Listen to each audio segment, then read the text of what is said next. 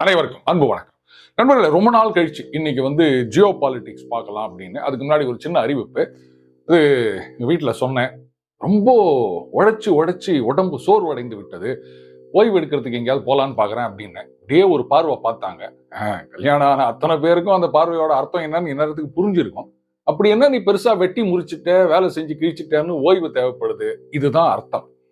இல்ல, அது உனக்கும் ஓய்வு தேவையில்லையா, அதனால ரெண்டு பேரும் அப்படின்னு. நான் தான் ஒரு நாள் கூட லீவ் இல்லாம தினைக்கும் வேலை பார்த்து நிற்கிறேன். எனக்கு தான் ஓய்வு தேவை. அதனால என் தம்பி ஊருக்கு போனோம், கிளம்பு அப்படின்னாங்க. சரி, வேற என்ன செய்ய முடியும்? அதனால இன்றைக்கு புதன்கிழமை, ஆஸ் யூஷுவல் வெள்ளிக்கிழமை அன்னைக்கு ஒரு பதிவு வரும். அது ஒரு ஜெனரல் டாபிக், ஆனால் ஒரு இன்ட்ரெஸ்டிங்கான முக்கியமான டாபிக் ரெக்கார்ட் பண்ணி வச்சுட்டேன். சனி ஞாயிறு திங்கள் 3 நாள் அநேகமாக பதிவு வராது நண்பர்களே. ஏன்னா போற இடத்துல ரெக்கார்ட் பண்ண முடியுமான்னு தெரியல. ஸோ புதன்கிழமை, அடுத்தது வெள்ளிக்கிழமை, அதுக்கப்புறம் செவ்வாய்க்கிழமை தான் பதிவு வரும். ரைட். இன்று மே தினம். இந்த மே தினம் அப்படின்றது கம்யூனிசத்துடன் தொடர்புடையது. ஆனா இதனுடைய ஆரம்பம் முதலாளித்துவ நாடான சிகாகோல. அதெல்லாம் ஹிஸ்டரி உங்களுக்கு தெரியும்னு வச்சுக்கோங்களேன்.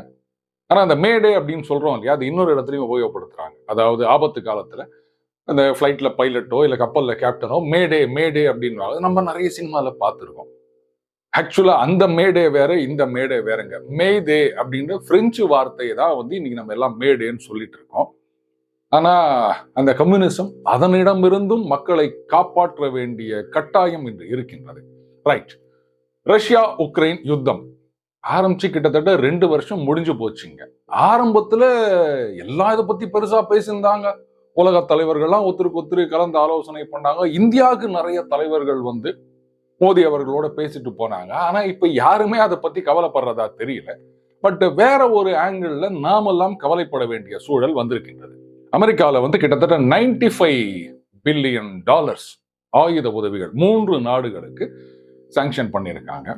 இதுல கிட்டத்தட்ட $60 பில்லியன் உக்ரைனுக்கு மட்டும், $26 பில்லியன் இஸ்ரேலுக்கு, தைவானுக்கு $8 பில்லியன். இந்த $95 பில்லியன் அப்படின்றது உலகத்துல இருக்க பல நாடுகளுடைய இராணுவ செலவை விட அதிகமானது. அமெரிக்கா, ரஷ்யா, சீனா, இதை தவிர மற்ற நாடுகள் யாரும் இவ்வளோ ஆயுதங்களுக்காக செலவு பண்றது கிடையாது. ஆனா அமெரிக்கா இதை கொடுத்து நிற்கிறாங்க. இந்த ரஷ்யா உக்ரைன் யுத்தம் ஆரம்பமான போது முதல்ல என்ன பண்ணாங்க, சேவ் உக்ரைன் அப்படின்னாங்க. அதாவது ரஷ்யாவின் தாக்குதலில் இருந்து உக்ரைனை காப்பாற்ற வேண்டும்னு. அதுக்கப்புறம் என்ன பண்ணாங்க, கொஞ்ச நாள் ஆன உடனே ப்ளீட் ரஷ்யா, அதாவது இப்படி ஒரு ப்ராக்சி வார் போட்டுக்கினே இருக்கிறது. ரஷ்யா என்ன பண்ணுவாங்க, அவங்க கிட்ட இருக்க ஆயுதத்தெல்லாம் யூஸ் பண்ணி அதுக்கப்புறம் அவங்க கிட்ட ஒண்ணுமே இருக்காது. அப்ப நம்ம எல்லாமா சேர்ந்து கப்புன்னு போட்டு ரஷ்யாவை அமைக்கலாம் அப்படின்றது தான் அவங்களுடைய திட்டமாக இருந்தது.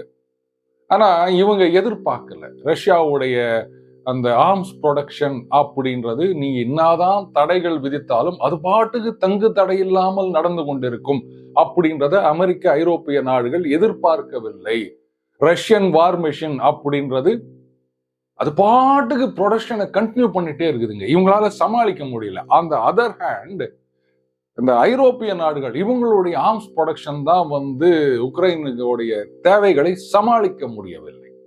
ஒரு சில ஐரோப்பிய நாடுகள்லாம் லெப்பர்ட் டேங்க் அப்படின்னு சில டேங்க் எல்லாம் உக்ரைன் கொடுக்குறாங்க. அதெல்லாம் என்னன்னா நம்ம கரகாட்டக்காரன் படத்துல பார்த்ததுதான், ஈயம்புத்தாளைக்கு பேரிச்சம்பழம் அப்படின்னு. செகண்ட் வேர்ல்டு வார்லயே அதை சக்சஸ்ஃபுல்லா யூஸ் பண்ணிக்கிறாங்களாம். எத்தனை வருஷம் ஆச்சு செகண்ட் வேர்ல்டு வார் முடிஞ்சு. இன்ஃபேக்ட் அதை உக்ரைனுக்கு அனுப்பின பிறகு பார்த்தீங்கன்னா நிறைய வேலை செய்யல. ஏங்க, எத்தனை வருஷம் பழசு, அதெல்லாம் ஆயில் போட்டு மெயின்டைன் பண்ணணும். அவங்க பாட்டுக்கு ஏதோ கட்சிது சான்ஸ்ன்னு சொல்லிட்டு அமுச்சு விட்டாங்க. இப்போ லேட்டஸ்டா ஸ்பெயின் அவங்க முடியாதுன்னு சொல்லியிருக்காங்க. இல்ல நீங்க கொடுத்துதான் ஆனோம் அப்படின்னு அவங்கள ப்ரெஷர் பண்ணி ஸ்பெயின் இந்த லெப்பர்ட் டேங்கை உக்ரைனுக்கு அனுப்ப போறாங்களாம். ஆனா இதுல என்னன்னு கேட்டீங்கன்னா, நீங்க பழசை கொடுத்துட்டு புதுசு வாங்கிக்கலாம், அந்த டிஃபரன்ஸ் ஆஃப் காஸ்ட் எல்லாம் நாங்க ஏதாவது அரேஞ்ச் பண்றோம் இப்படின்னு வேற ஒரு அஷ்யூரன்ஸ் கொடுத்துக்கிறாங்க. ஸோ ஒட்டு மொத்தமா ஐரோப்பிய நாடுகள் உக்ரைன்ல போகி கொண்டாடினுங்கிறாங்க. ஆனா அந்த பாதிக்கப்பட போவது உக்ரைன் மக்கள் தான். அது சரி, ஒரு காமெடி என்ன, ஒரு டிவி சீரியல்ல அந்த நாட்டோட தலைவரா நாட்டோட தலையெழுத்தையே மாத்துறதா நடிச்சாரு ஜெலன்ஸ்கி. அதை நம்பி ஓட்டு போட்டாங்கல்ல அந்த ஜனங்க, அதனுடைய பலனை முழுக்க அனுபவிக்கின்றார்கள். நம்ம முதல்ல சொன்னோம் சேவ் உக்ரைன், அதுக்கப்புறம் ப்ளீட் ரஷ்யா. இன்னைக்கு வந்து அவங்களுடைய டாக்ட்ரின் அப்படின்றது மாறி போயிடுச்சு அமெரிக்கா, ஐரோப்பிய நாடுகள். அதாவது சேவ் உக்ரைன் ஃப்ரம் டிஃபீட். ஆனா ஒரு மிகப்பெரிய தோல்வியிலிருந்து உக்ரைனை காப்பாற்ற முடியும்னா சான்ஸே கிடையாது. ஆல்ரெடி ரஷ்யா வந்து ஈஸ்டர்ன் உக்ரைன்ல கிட்டத்தட்ட 20% அதிகமான பகுதிகளை வந்து கேப்சர் பண்ணிட்டாங்க. அங்க அப்படியே நிலையா உட்காந்துக்கினாங்க. அவங்களை இனிமேலாம் அசைக்க முடியாது. இல்ல சொல்றாங்க ரஷ்யாவுக்கு வந்து நாடு பிடிக்கும் ஆசை அப்படின்னு. கேட்கிறவன் கேனையனாக இருந்தால் எங்க யோசிச்சு பாருங்க, உக்ரைனை விட மிகச்சிறிய நாடுகள் Latvia, Lithuania, Estonia, Moldova, Georgia, Azerbaijan, Kyrgyzstan, Kazakhstan, Uzbekistan இதெல்லாம் கொஞ்சம் பெரிய நாடுகளா இருந்தாலும் சமாளிக்க முடியாது. நேரா இவங்க போலீஸ் அமிச்சாலே சரண்டர் ஆயிடக்கூடிய நிலைமையில இருக்க நாடுகள் ஏராளமா இருக்கின்றன. அப்போ அதையெல்லாம் விட்டுட்டு அவங்களோட எல்லாம் சண்டை போடாம உக்ரைனோட மட்டும் சண்டை வந்திருக்கு அப்படின்னு சொன்னா ஏதோ ஒரு காரணம் இருக்கு அப்படின்னு புரியுது இல்லையா? ஏன்னா இந்த பக்கம் சீ போர்ட் யூசேஜை பிளாக் பண்ணணும்னு நினைக்கிறாங்க உக்ரைன். ஆரம்ப காலத்திலேருந்து ரஷ்யா கிட்ட இருந்து நேச்சுரல் கேஸ் கன்செஷன் ரேட்ல வாங்கிக்கணும். இவங்க என்னடானா ஐரோப்பிய நாடுகளோட சேர்ந்து ரஷ்யாவை எதிர்க்க ஆரம்பிக்கிறாங்க. நாங்க நேட்டோவோட சேர போறோம், ஆயுதங்களை கொண்டு வந்து வைக்க போறோம் அப்படின்னா. இதுலதான் ஒரு சில வருடங்களுக்கு முன்னாடி ரஷ்யா என்ன பண்ணிட்டாரு, உக்ரைனுக்கு இனிமே சீப் ரேட்ல எல்லாம் எதுவுமே கொடுக்க முடியாது அப்படின்னு நிறுத்தி விட்டாங்க. ஏதோ நம்ம கிட்ட இருந்து பிரிஞ்சு போனவன் சகோதரன் அப்படின்றதுனால சீப் ரேட்ல கொடுத்துருந்தா நீ என்னடா அவங்களோட சேர்ந்து நம்பிக்கை கொச்சல் குத்துனுக்கிறியா, இனிமே எல்லாருக்கும் கொடுக்குற ரேட்டு தான் உனக்கும் அப்படின்ட்டாங்க. சொல்ல போனா வெளியில இருந்து வாங்குறத விட ரஷ்யால இருந்து வாங்குறது ரொம்ப சீப்பு. அதையே உக்ரைனால தாங்க முடியல, குய்ய முயன் கத்திருந்தாங்க. இன்னைக்கு இந்த $60 பில்லியன் உக்ரைன் கொடுக்குறாங்க. உக்ரைனுடைய ஜிடிபி அப்படின்றது வந்து ஹார்ட்லி $200 பில்லியன் பர் ஆனம். இதுல பாத்தீங்கன்னா அமெரிக்கா, ஐரோப்பிய நாடுகளின் உதவி இப்படித்தான் பெருசா சொல்லினுக்கிறாங்க. இது வந்து ஒரு வருஷத்து ஜிடிபியோட பல மடங்கு அதிகமாக இருக்கின்றது.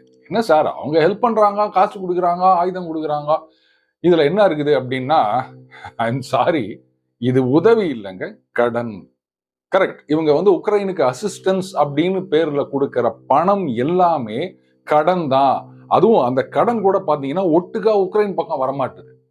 முக்காவாசி இவங்க பேப்பர்ல ஏதோ உனக்கு 10 பில்லியன் அப்படின்னு சொல்லுவாங்க. அதுல கிட்டத்தட்ட 8-9 பில்லியன் பாத்தீங்கன்னா அமெரிக்கால இருக்க ஆயுத தயாரிப்பு கம்பெனிகளுக்கு அங்க போயிடும். அவங்க ஆயுதம் தயாரிச்சு உக்ரைனுக்கு அனுப்புவாங்க.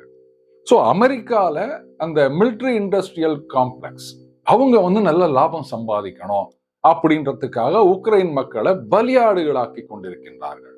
இதுல ஏராளமான நிறுவனங்கள் உக்ரைன்ல வந்து இடத்தை வாங்கி போடுறதுக்கு பிளான் பண்ணிருக்கிறாங்க. இந்த யுத்தம் முடிஞ்சது அப்படின்னு சொன்னா அதுக்கப்புறம் தான் உக்ரைன் மக்களுக்கு நரக வாழ்க்கை. இப்ப இருக்கிறதெல்லாம் கூட ஒண்ணுமே கிடையாது. ஏன்னா கிட்டத்தட்ட நாட்டையே அமெரிக்க, ஐரோப்பிய நாடுகளுக்கு அடிமை சாசனம் எழுதி கொடுக்க வேண்டிய நிலைமை. கிட்டத்தட்ட எழுதி கொடுத்துட்டாங்க அப்படின்னு வச்சுக்கோங்களேன். ஸோ என்ன ஆகும், நிலப்பரப்பு எல்லாமே பெரிய பெரிய கார்பரேஷன்ஸ் வாங்கிடுவாங்க. இவங்க வந்து அவங்க சொந்த நாட்டுல சொந்த மண்ணுல கூலி வேலை செய்ய வேண்டிய நிலைமைக்கு தள்ளப்படுவார்கள். எல்லாத்துக்கும் காரணம் ஜெலன்ஸ்கி அப்படின்ற ஒரு தனி மனிதன். அவரு நல்லா சொத்து சேர்த்துக்கின்னு எங்கேயாவது போயிட்டு செட்டில் ஆயிடுவார். இந்நேரத்துக்கு பல பில்லியன் சாப்பிட்டு இருப்பாரு. சொல்ல போனா இந்த சண்டை நடக்கும் போது சோல்ஜர்ஸ்க்கு கொடுக்கிற ரேஷன் உணவுப் பொருட்கள் இருக்கு பாருங்க, இதுல ஊழல் பண்ணாங்க அப்படின்னு சொல்லிட்டு இவர் சோக்கா ஒதுங்கின்னு 2 அமைச்சர்கள், உதவியாளர்கள் அவங்கள வந்து பதவியிலிருந்து தூக்கிட்டாருங்க. இவ்வளவு ஒரு கேடுகெட்ட அரசாங்கம் தான் இன்னைக்கு உக்ரைன்ல நடந்து கொண்டிருக்கின்றது. இதுல $60 பில்லியன் உக்ரைனுக்கு சாங்ஷன் பண்ணியிருக்காங்க. தைவானுக்கு $8 பில்லியன் மட்டும்தான் சாங்ஷன் பண்ணியிருக்காங்க. 2020 அமெரிக்க ஜனாதிபதி தேர்தல் அது நடப்பதற்கு முன்னாடியே நான் சொல்லியிருந்தேன், ஜோ பைடன் அவர்கள் வந்தார்னா இது அமெரிக்காவுக்கு மட்டும் இல்ல உலகத்துக்கே பெரிய நாசமாக முடியும் அப்படின்னு. அண்ணன் ட்ரம்ப் தான் ஜெயிக்கணும் அப்படின்னு நாம எதிர்பார்த்திருந்தோம். ஆனா அமெரிக்க மக்கள் வேற மாதிரி நினைச்சிட்டாங்க. அப்பவே சொல்லியிருந்தோம், ஜோ பைடன் அவர்கள் வந்து சைனாவை பொறுத்த வரைக்கும் ரொம்ப சாஃப்டா போகக்கூடியவர் அப்படின்னு. நல்லா யோசிச்சு பாருங்க. இன்றைக்கு அமெரிக்காவுக்கு இருக்கின்ற ரியல் த்ரெட் அப்படின்றது சீனா மட்டும்தான். ஆனா சீனாவுக்கு எதிராக எந்த நடவடிக்கைகளும் கிடையாது. ட்ரம்ப் இருந்தப்போ ஏராளமான வரிகளை விதித்தார். சீனால இருந்து இம்போர்ட் எல்லாம் வந்து கண்ட்ரோல் பண்ணணும்னு நினைச்சாரு. அதனால தான் வந்து சீனா வந்து பைடன் வரணும் அப்படின்னு ஆசைப்பட்டாங்க. அதுக்கு வந்து தேர்தலில் பூந்து விளையாடினாங்க அப்படின்ற குற்றச்சாட்டுகள்லாம் கூட இருக்கின்றது. அதனால தானோ என்னவோ தெரியல, இன்னி வரைக்கும் பைடன் வந்து சீனா கிட்ட ரொம்பவே சாஃப்டா தான் அணுகி கொண்டிருக்கின்றார். நீங்க ரஷ்யாவையே கண்டெயின் பண்ணணும்னு நினைச்சிட்டு இருக்கீங்க. இன்னை தேதியில அமெரிக்க கப்பற்படை அவங்க எவ்வளோ கப்பல் வச்சிருக்காங்களோ அதுக்கு ஈடாக சீனா அவர்களது கப்பற்படையை பெருக்கி கொண்டிருக்கின்றது. சப்மரின்னு பார்த்தாலும் அமெரிக்கா எவ்வளவு சப்மரின் வச்சிருக்காங்களோ அதோட பேரிட்டி வரக்கூடிய அளவுக்கு குவான்டிட்டியில மட்டும் இல்ல குவாலிட்டிலையும் வந்து அவங்க இம்ப்ரூவ் பண்ணிட்டு இருக்காங்க with Russian assistance and other technology அப்படின்னு வச்சுக்கோங்களேன். அப்போ நாளுக்கு நாள் அமெரிக்காவுக்கு ஒரு பெரிய குடைச்சலா இருக்க போறது வந்து சீனா தான். அண்ட் சீனா வந்து எந்நேரமும் தைவானை இன்வைட் பண்ணலாம். அதனாலதான் பாத்தீங்கன்னா தைவான் என்ன பண்ணிருக்காங்க, இந்த செமிகண்டக்டர் டெக்னாலஜி ஒருவேளை சீனா வந்து நம்மளை ஆக்கிரமித்து விட்டால் இதெல்லாம் சீனா கையில போயிடக்கூடாது அப்படின்றதுக்காக டைவர்சிஃபை பண்ணிட்டு இருக்காங்க. இந்தியால நாங்க வந்து நிறைய ஆரம்பிக்கிறோம், உங்களை வந்து இந்த செமிகண்டக்டர் சிப் இதுல வந்து உலகத்திலேயே பெரிய ஃபோர்ஸ் ஆக்குறோம் அப்படின்லாம் இப்ப தைவான்ல பேசியிருக்காங்க. அப்போ அந்த அளவுக்கு ஒரு த்ரெட் இருக்குன்னும் போது தைவானுக்கு வெறும் $8 பில்லியன் கொடுத்துட்டு ஒன்னும் இல்லாத உக்ரைனுக்கு $60 பில்லியன். அதுலயும் பாருங்க, இப்ப அந்த $60 பில்லியன் கொடுக்குறாங்களே, இதை யூஸ் பண்ணி ஆயுதங்கள் வாங்கி என்ன ரஷ்யாவை தோக்கடிக்க போறதா நினைச்சிட்டு இருக்காங்களா? ஒண்ணுமே கிடையாது. இதுல ஏதோ அட்டாகாம்ஸ் மிசைல்ஸ் அப்படின்னு சொல்லிட்டு அட்வான்ஸ் மிசைல் எல்லாம் கொடுத்துருக்காங்க. ஆனா ரஷ்யா வந்து ஆல்ரெடி S-400 S-500 அதெல்லாம் வச்சிருக்காங்க ஆன்டி மிசைல் சிஸ்டம். ஸோ இத்தனை அட்டாகாம்ஸ் மிசைலை வந்து நாங்க சுட்டு தள்ளியிருக்கோம் அப்படின்னு ரஷ்யா தரப்புலையும் சொல்லியிருக்காங்க. என்னதான் அந்த மிசைல் வந்து ஆன்டி மிசைல் சிஸ்டத்தை ஏமாத்தி போய் தாக்கினாலுமே ரஷ்யாவை உங்களால தோற்கடிக்க முடியாது, இது எல்லாருக்குமே தெரியும். அப்போ ஜெயிக்க முடியாத ஒரு யுத்தத்தை எத்தனை நாளைக்குங்க நீங்க கண்டினியூ பண்ணிட்டு இருக்கீங்க? எந்த ஒரு யுத்தமா இருந்தாலும் நம்ம ஏற்கனவே சொல்லியிருக்கோம், எண்ட் கேம் அப்படின்றது ஒண்ணு வேணும். அப்போ இது எப்படி முடியும் அப்படின்றத பத்தி எந்த விதமான ஐடியாவும் அமெரிக்க ஐரோப்பிய நாடுகளுக்கு கிடையாது. போற வரைக்கும் போட்டோம் அப்படின்னு பார்த்து நிற்கிறாங்க. இது எங்கேயாவது உருப்பிடுமா? இந்த பக்கம் உக்ரைன் வார தடுத்து நிறுத்த முடியல, ஆனா அதுக்குள்ள பாத்தீங்கன்னா அந்த பக்கம் இஸ்ரேல் ஹமாஸ் அப்படின்னு அங்க சண்டை வந்துருச்சு. போதாக வரைக்கும் இந்த பக்கம் ஈரான் என்ன பண்றாங்க, அவங்களுடைய அந்த துணை கருவிகள்னு கூட சொல்லலாம், ஹூத்தீஸ், ஹெஸ்புல்லா இவங்களெல்லாம் தூண்டி விட்டு இஸ்ரேலுக்கு எதிராக, மற்றபடி அந்த செங்கடல் பகுதியில் அமெரிக்க இஸ்ரேலிய கப்பல்களுக்கு எதிராக இதெல்லாம் தாக்குதல் நடந்துட்டு இருக்கு. நிறைய கப்பல்களை சிறைப்பிடிக்கிறாங்க, அதை வந்து அதுக்கப்புறம் மற்றவங்க போய் மீட்கிறாங்க, இதெல்லாம் நடக்குது. அதுக்கப்புறம் இஸ்ரேல் வந்து ஈரான் நாட்டுக்குள்ள தாக்குதல் நடத்தினதா ஒரு கம்ப்ளைண்ட் வந்தது. ஆனா ஈரான் வந்து did not take the paid அப்படின்னு தான் சொல்லணும். இப்போ இந்த ஈரானை சண்டைக்கு இழுப்பதற்கு இன்னொரு காரணமாக சொல்லப்படுவது என்னன்னு கேட்டீங்கன்னா, அந்த பக்கம் ரஷ்யாவுக்கு தேவையான ட்ரோன்லாம் சப்ளை பண்றது ஈரான். இதை ஈரான் வந்து வெளியில மறுத்தாலும் அதுதான் ஃபேக்ட். சைனீஸ் ட்ரோன்ஸ் அதனுடைய குவாலிட்டி நமக்கே தெரியும் போது ரஷ்யாவுக்கு தெரியாதா? அதனால அவங்க வந்து ஈரானை தான் டிபெண்ட் பண்ணியிருக்காங்க. ஸோ அப்போ ஈரானுக்கு எதிராக ஒரு தாக்குதல் வரும், சண்டை வரலாம் அப்படின்ற ஒரு சிச்சுவேஷனை கிரியேட் பண்ணிட்டா அப்ப ஈரான் என்ன யோசிப்பாங்க, ஐயோ நமக்கு நாளைக்கு தேவைப்படும்பா அப்படின்னு ரஷ்யாவுக்கு அனுப்புவதை குறைப்பார்கள். இது ஒரு கேம் பிளான் அமெரிக்காவுக்கு அப்படின்னு சொல்றாங்க. அப்போ எத்தனை இடத்துல நீங்க வந்து சண்டையை மூட்டி விட்டீங்களே இருப்பீங்க? இதனால என்ன சாதிக்க போறீங்க நீங்க? யூரோப்ல வேலையில்லா திண்டாட்டம், கம்பெனிகள் குறிப்பா ஜெர்மனில இழுத்து மூடினுகிறாங்க. இந்த நேரம் பார்த்து அமெரிக்கா என்ன பண்றாங்க, வாங்க வாங்க எங்க நாட்டுல வந்து தொழிற்சாலை ஆரம்பிங்க, நாங்க உங்களுக்கு டாக்ஸ் கன்செஷன் கொடுக்குறோம் இப்படி சொல்லி ஃப்ரெண்ட்லி கண்ட்ரிஸ், நாட்டோ கண்ட்ரிஸ் அவங்க நாட்டுல கம்பெனி மூடிட்டு எங்க நாட்டுக்கு வா அப்படின்னு சொல்லினுக்கிறாங்க.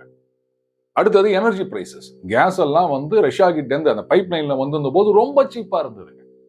ஆனா இன்னைக்கு ரஷ்யா கிட்ட இருந்து வாங்கக்கூடாது அப்படின்னு சொன்னதுனால கட்டார் மாதிரியான நாடுகள் கிட்ட இருந்து இறக்குமதி பண்ணும்போது டிரான்ஸ்போர்ட் காஸ்ட்ன்றதும் ஒன்று அதிகமா இருக்கு, பட் அவங்க வைக்கிற காசே அதிகமா இருக்குது அப்படின்றதையும் பார்க்கிறோம். ஸோ இதனால பல முனைகளில் தாக்கப்படுகின்றது ஐரோப்பா. ஆனா இன்னைக்கு அமெரிக்கா என்ன பண்ணிருக்காங்க தெரியுமா? இந்த நோட்டிபிகேஷன் பாருங்க. அதாவது ரஷ்யன் எனர்ஜி கம்பெனிஸ், ரஷ்யன் நிறுவனங்கள் மீது தடை விதித்தார்கள், டாலர் அவங்களோட வர்த்தகம் பண்ணக்கூடாதுன்னு சொன்னாங்க. ஆனா இன்னைக்கு சந்தடி இல்லாம இந்த நோட்டிபிகேஷன் இஷ்யூ பண்ணிருக்காங்க. ரஷ்யன் எனர்ஜி கம்பெனிஸ் இதெல்லாம் இவங்களோடலாம் டீல் பண்ணிக்கலாம், தடை கிடையாது, நவம்பர் 1, 2024 வரைக்கும் அப்படின்னு அமெரிக்க அரசாங்கம் அறிவித்திருக்கின்றது. காரணம் என்னன்னா, இங்க கேஸ் பிரைசஸ், எனர்ஜி காஸ்ட் எல்லாம் இன்க்ரீஸ் ஆகினே இருந்ததுன்னு சொன்னா எலெக்ஷன்ல அண்ணன் பைடனை அப்படியே சுத்தமா வழிச்சு எடுத்துருவாங்க. அதனால நவம்பர் 1 வரைக்கும் ஞாபகம் இருக்குதா? எலெக்ஷன் வரப்போகுது இந்த வருஷம். என்னமா விளையாடுறாங்க பாத்தீங்களா அமெரிக்கா? ஆனா ஐரோப்பிய நாடுகள் இதெல்லாம் புரிஞ்சுக்காம ஜெயின் ஜக்குன்னு ஜால்ரா தட்டினுது. நாமெல்லாம் அமெரிக்கா அப்படின்னா அது ஒரு கேபிட்டலிஸ்ட் கண்ட்ரி, முதலாளித்துவ நாடு, அதனால அவங்கெல்லாம் ரைட் அப்படின்னு நினைச்சிட்டு இருக்கோம், இந்த கம்யூனிஸ்ட்னா லெஃப்ட்னு சொல்ற மாதிரி.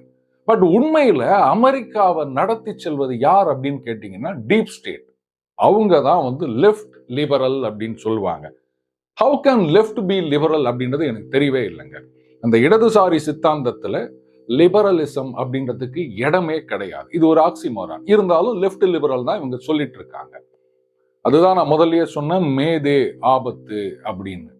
இந்த ரஷ்யா உக்ரைன் யுத்தம் இதனால ஐரோப்பிய நாடுகள், ஏன் அமெரிக்கா கூட வந்து சில விதங்களில் பாதிக்கப்பட்டிருக்கின்றது. ஆனா இந்தியாவுக்கு எந்த விதமான பாதிப்பும் இல்லை. சொல்ல போனா இதுல வந்து நமக்கு லாபம் தான். எப்படின்னு கேட்டீங்கன்னா, நம்ம ரஷ்யாவுக்கும் ஃப்ரெண்டா இருக்கும், அமெரிக்காவுக்கும் ஃப்ரெண்டா இருக்கும், இஸ்ரேலுக்கும் ஃப்ரெண்டா இருக்கும், ஈரானுக்கும் ஃப்ரெண்டா இருக்கும். ரஷ்யாலேருந்து ஆயில சீப்பா வாங்குறோம், இங்க ரிஃபைன் பண்றோம், அது அப்படியே ஐரோப்பிய நாடுகளுக்கு. ஏன்னோ நம்ம ஊர்ல வந்து எண்ணெய் கிணறு 1000 இருக்கா மாதிரி, அப்படியே சர்ப்ளஸா இருக்கா மாதிரி நாம ஐரோப்பாவுக்கு ஏராளமா ஆயில் ஏற்றுமதி செஞ்சுட்டு இருக்கோம். நல்ல லாபம் பார்க்கிறோம். எல்லாம் நம்ம நாட்டுக்கு தானே ஃபாரின் எக்ஸ்சேஞ்ச் வருது. இதெல்லாம் எதனால சாத்தியமானது அப்படின்னு சொன்னா, இந்த கம்யூனிஸ்ட் மேனிஃபெஸ்டோ தேர்தல் அறிக்கை 2024 ரிலீஸ் பண்ணியிருக்காங்க. அதை பார்த்தீங்கன்னா தெரியும். அந்த மாதிரியான கட்சிகளோ இல்ல அவங்க ஆதரவு கொடுக்கிற கட்சிகளோ நல்ல காலத்துக்கு இன்றைக்கு இந்தியாவில் ஆட்சியில் இல்லை. காங்கிரஸ் கம்யூனிஸ்ட் கூட்டணியை தான் சொல்றேன். அவங்க ஆட்சியில இருந்திருந்தாங்கன்னா இந்தியாவோட நிலைமை படுமோசமா போயிருந்திருக்கும். நல்ல காலத்துக்கு மோடி அவர்கள் பிரதமரா இருக்காரு. அதனால பிராக்மேட்டிக்கா ஒரு டிசிஷன் எடுத்தாரு. அடுத்தது உலக அளவுல அவருடைய செல்வாக்கு.